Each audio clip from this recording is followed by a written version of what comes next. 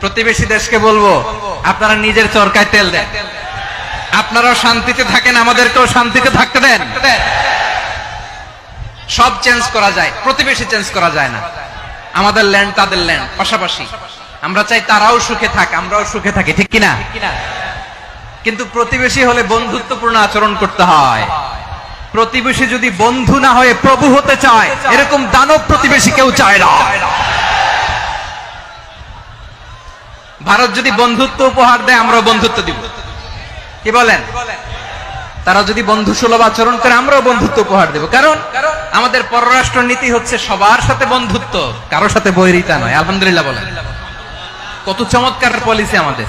আমরা নির্বিবাদী, আমরা বাংলাদেশিরা শান্তিকামী। We are proud of that.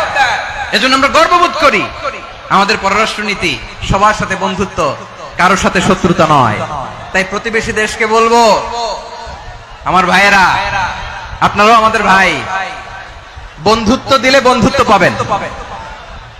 বন্ধুত্ব ইজ ওয়েলকাম, দাদাগিরি নয়। বন্ধুত্ব ওয়েলকাম, দাদাগিরি নয়। Loud and clear.